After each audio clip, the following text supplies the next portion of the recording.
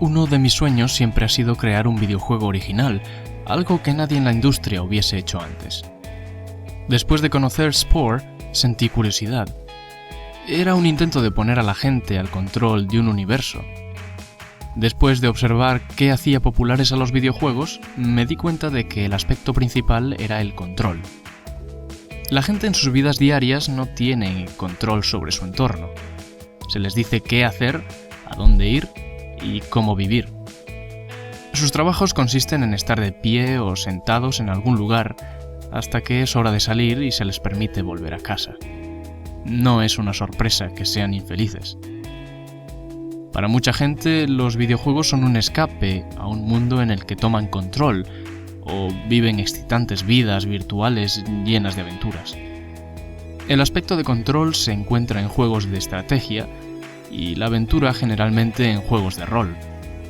Observé juegos como los Sims y me percaté de que lo que los hizo tan populares no es simplemente la ilusión de control, sino el nivel de control. Tienes un control completo sobre la vida de la gente.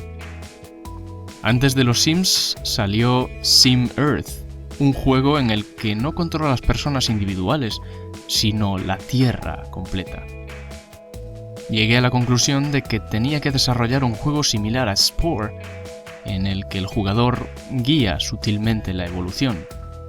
Lo que causó que Spore fuese un fracaso es la falta de control realista que la gente tenía. Difícilmente se parecía a la evolución.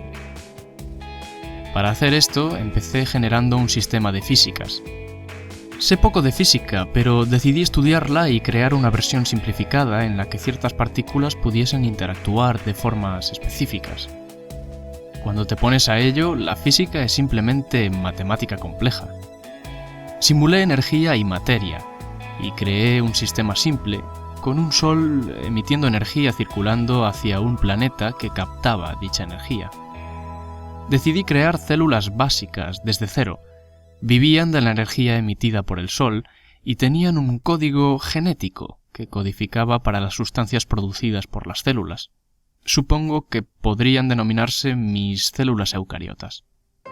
Mi mundo, en unos minutos, se llenaba de células, tiempo tras el cual mutaban y las células más eficientes, convirtiendo la energía del sol en sustancias útiles para la división celular, sobrevivían. Era muy aburrido, pero supongo que funcionaba.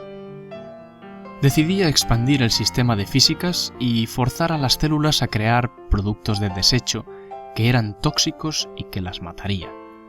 Advertí que algunas de las células respondían a esto produciendo menos desechos. Otras respondían produciendo algo para emitir los desechos. Algunas incluso desarrollaban químicos para limpiar dichos productos tóxicos. Sin embargo, me percaté de algo fascinante.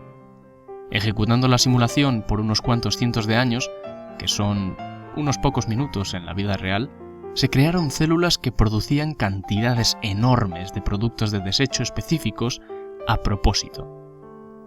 Observé cómo otras células morían a consecuencia de esto, a lo que las otras respondían tomando de ellas los nutrientes básicos que habían creado a partir de la energía solar. De esta forma nacieron los primeros depredadores. Con los primeros depredadores, la diversidad en este pequeño mundo creció rápidamente. Algunas desarrollaron una respuesta para escapar cuando encontraban estas toxinas. Otras se hicieron resistentes a las mismas. Estas últimas evolucionaron hasta el punto en el que utilizaban dichos productos en su favor. Al final pude observar algo interesante. Las células que escapaban de las toxinas se agruparon con las células que aprendieron a utilizar dichos químicos. Se mantenían cerca las unas de las otras y se ayudaban mutuamente. Crearon una extraña simbiosis donde las células que normalmente escapaban ahora se movían hacia los lugares donde estaban las toxinas para que las otras células las consumiesen y así cediesen parte de esa energía a todo el grupo. Sin perderme en un mar de detalles, diré que me entusiasmé mucho y decidí dejar la simulación ejecutándose durante la mañana mientras me iba a dormir, ya que me había acostado a las 5 de la madrugada. Cuando me desperté a eso de las 11, noté que el mundo que había creado estaba totalmente cambiado y que era apenas reconocible. estructuras masivas parecidas a las plantas crecían en el mundo, consumidas por otros organismos para tomar energía. Sin embargo, observando el archivo de registro, pude ver que el mundo no había cambiado mucho en las últimas 2 horas más o menos. Había alcanzado otro punto estático, donde la simplicidad de mi simulación detuvo la evolución hacia formas de vida más complejas. Expandí el sistema haciendo que la energía se dividiese en diferentes formas, con diferentes longitudes de onda que se absorbían en grados distintos por moléculas diferentes. Implementé vibraciones en el aire, creé una simulación mejorada del peso y cambié un par de cosas más. Esto causó que la simulación corriese más despacio, por supuesto, pero el sacrificio mereció la pena. Estuve casi todo el día mirando la simulación, ilusionado, y jugando con ella, ya que era increíblemente adictiva. Organismos complejos evolucionaban y cooperaban para sobrevivir. Me divertía, y noté que algunas criaturas desarrollaban llamadas de alerta. Esto significa que cuando sentían que un depredador estaba cerca, emitían un sonido y los de su mismo tipo escapaban hacia los agujeros que habían creado en la Tierra. Otros evolucionaron para tener llamadas de cópula. Decidí probar algo divertido. Creé una herramienta de introducción que me permitía introducir organismos específicos en la Tierra y escribí mi nombre con ella. Creé 10 meteoritos y los introduje en un trozo de tierra para crear una isla, porque quería ver si los animales aislados en ella evolucionarían de una forma diferente. Hice una isla en forma de cara sonriente con erupciones volcánicas. En ese momento me di cuenta de que había estado despierto hasta las 5 de la madrugada otra vez. Me sentía cansado, así que me fui a dormir y me levanté a la 1 del mediodía aproximadamente. Cuando miré de nuevo la simulación, me quedé boquiabierto. Diferentes grupos de animales de una especie habían hecho estatuas con piedras, algunas con forma de cara sonriente y algunas con la forma de mi nombre. No sabía ni cómo ni por qué estaban haciendo esto. De lo que sí me percaté es que se atacaban unos a otros de vez en cuando. No sabía qué hacer, pero concluí que estos organismos, de alguna forma, habían notado que la cara y mi nombre eran algo especial. Las peleas me molestaban, así que decidí crear una formación rocosa mediante erupciones volcánicas para separar ambos grupos. En este punto, los cambios estaban ocurriendo rápido en comparación con anterioridad. Así como antes tenía que esperar una noche durmiendo para ver tribus aparecer en mi simulación, ahora un simple descanso para comer algo o ir al cuarto de baño bastaban para ver cambios significativos en la forma de vestir o vivir de dichos seres. El número de estos seres también estaba creciendo continuamente. En un momento me di cuenta de que las criaturas comenzaron a crear sus propios símbolos en el suelo, dejando de copiar los míos.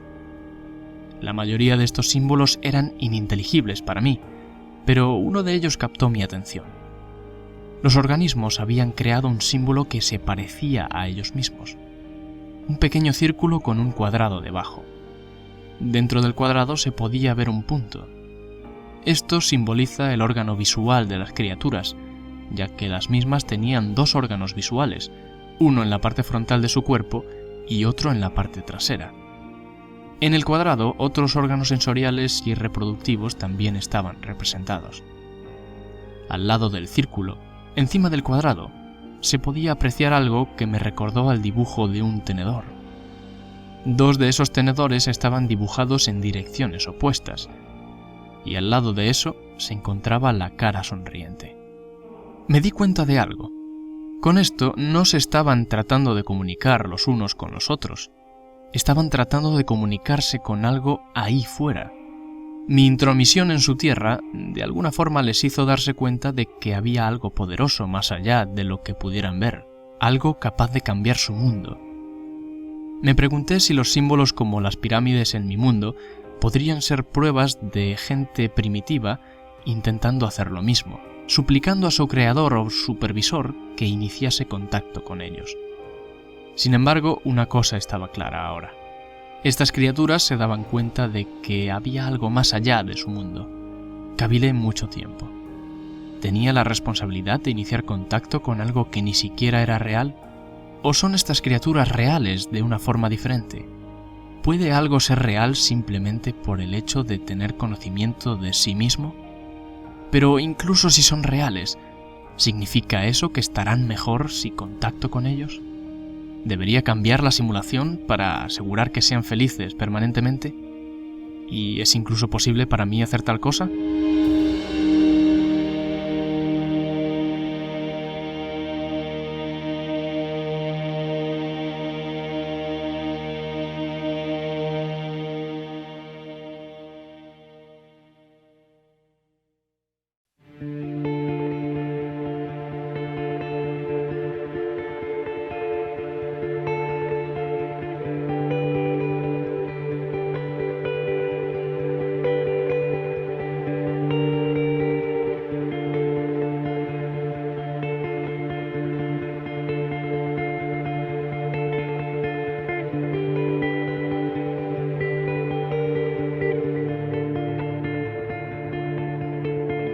No quería confirmar mi existencia para ellos, pero sí quería poder comunicarme con ellos.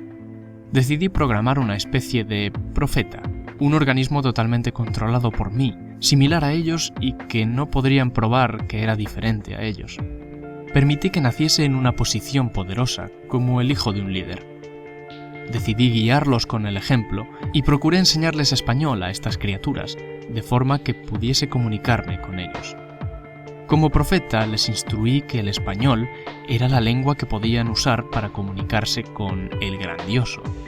No podrían estar seguros de si eso era cierto o no, de todas formas. No había decidido todavía si me rebelaría ante ellos o no, pero sí quería entender lo que ellos deseaban decirme. En unas cuantas generaciones, todos ellos hablaban español. Pronto, mensajes escritos en español comenzaron a aparecer en el suelo. Guíanos, muéstranos tu grandeza, ayúdanos. Y durante tiempos de enfermedad, hambre o miseria en general, danos comida, muéstranos un milagro, acaba con nuestro sufrimiento. Decidí que no podía dejar las cosas así, tenía que intervenir.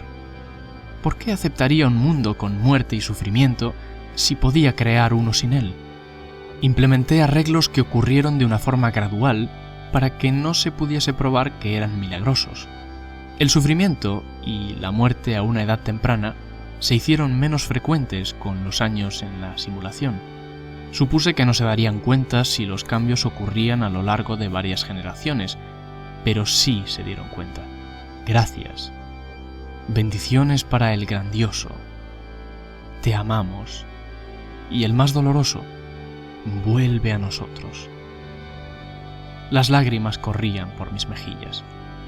Hay algo ahí, y sabe que estoy aquí, capaz de contactar con ellos, pero sin querer hacerlo por miedo a lo que había creado. Pero sentí que era responsable, así que cargué de nuevo el ser que hice aparecer en generaciones previas y fui a ver a su rey, pidiendo hablar con sus hombres más sabios. Pero esta vez no me creían. Eres uno de cientos diciendo ser un avatar del grandioso. Si eres él, rezo por tu perdón, pero por favor, muéstranos una señal antes de pedirnos que juntemos a todos nuestros hombres más sabios.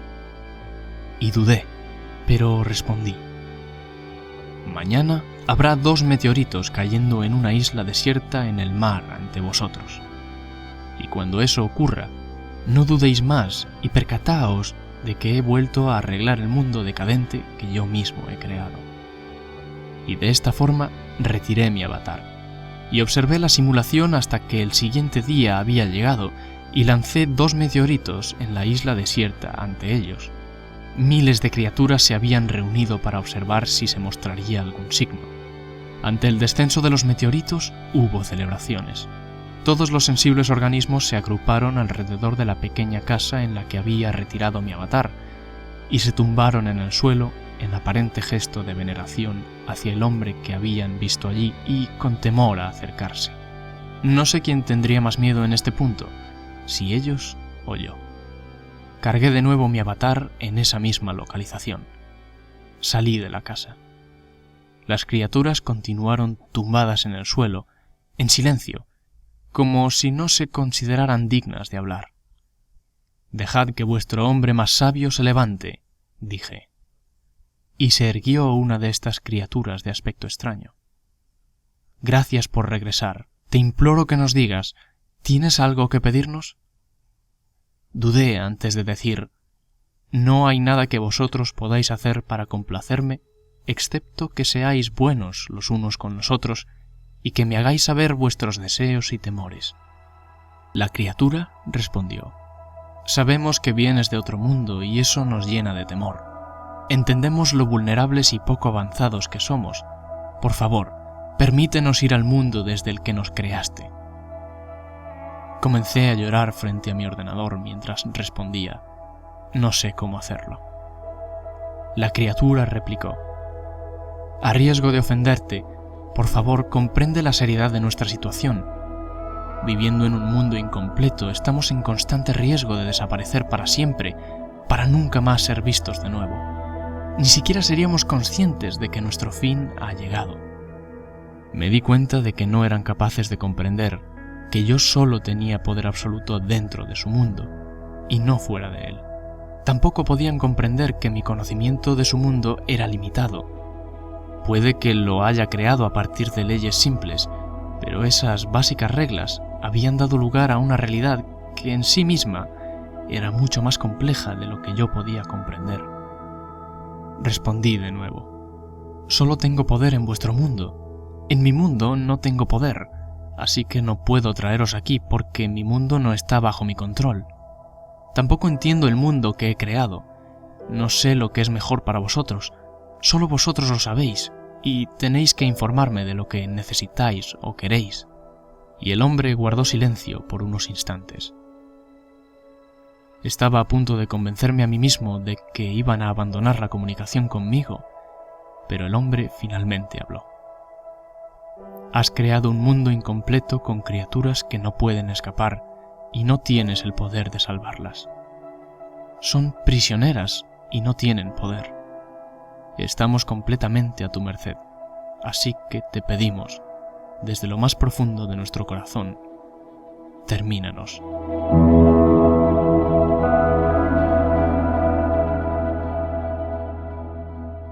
En este momento estaba llorando intensamente, confundido porque me pidieran que hiciese lo imposible.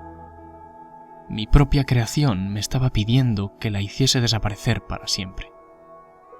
Aquí es cuando noté que las luces de mi habitación parpadearon instantes antes de que mi ordenador se apagase de repente. Grité. Tratando de encenderlo de nuevo, me percaté de que no funcionaba. Llamé a la compañía eléctrica, que me comunicó que debido a un accidente, una sobrecarga había pasado a través de la red. Me prometieron compensar los daños producidos. Colgué en silencio. La coincidencia que acababa de ocurrir era demasiado grande para ser llamada como tal.